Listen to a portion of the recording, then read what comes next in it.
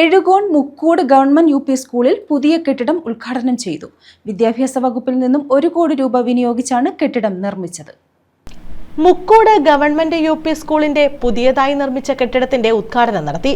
സ്കൂളിന്റെ വാർഷികാഘോഷവും ഇതോടനുബന്ധിച്ച് സംഘടിപ്പിച്ചു. PC വിശ്വനാഥ് MLA ഉദ്ഘാടനം ചെയ്തു. വളരെയധികം സന്തോഷമുണ്ട്. ഇവിടെ അജയ്കുമാർ സാറും ഉണ്ടായിരുന്നു, നമ്മുടെ പഴയ HM.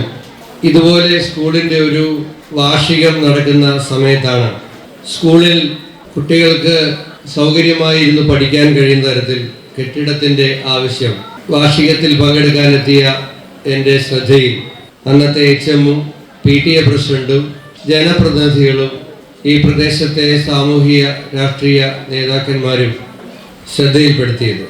നമ്മുടെ 2 HM-മാർ അജയ്കുമാർ സാറും അതുപോലെ തന്നെ നമ്മുടെ ജോളി സാറും വന്നു. ഇപ്പോൾ ഞാൻ കണ്ടു ജോളി സാറിന് ചെയ്തിട്ടുണ്ട്. അപ്പോൾ അവരുടെ എല്ലാം ഒരാഗ്രഹം അവർ നമ്മളോട് പറയുകയും അതിൻ്റെ അടിസ്ഥാനത്തിൽ ആ സ്റ്റേജിൽ വെച്ച് തന്നെ ഈ കെട്ടിടം നിർമ്മിക്കാൻ ആവശ്യമായ നടപടി സ്വീകരിക്കാമെന്ന് ഞാൻ ഉറപ്പ് നൽകിയതാണ്. ഗ്രാമപഞ്ചായത്ത് പ്രസിഡന്റ് G. വിനോദ് കുമാർ അധ്യക്ഷത വഹിച്ചു. അനുകൂലമായ സാഹചര്യത്തിൽ നിന്നതുകൊണ്ട് എത്രയും പെട്ടെന്ന് ഒരു കെട്ടിടം സർക്കാർ കെട്ടിടങ്ങൾ പൂർത്തീകരിക്കുന്നില്ല. അത് നമ്മുടെ കോൺട്രാക്ടറെ നമ്മൾ എത്ര അഭിനന്ദിച്ചാലും മതിയാവത്തില്ല. ശ്രീ ആദർശ് അശോക് ദേവോടുണ്ട്.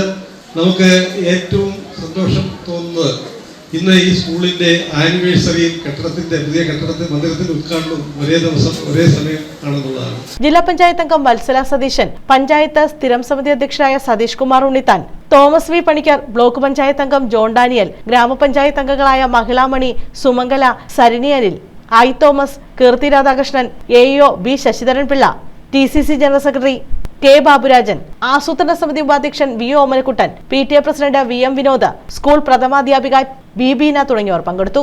ചടങ്ങിൽ വിവിധ മേഖലകളിൽ പ്രാവീണ്യം തെളിയിച്ചവരെ ആദരിച്ചു.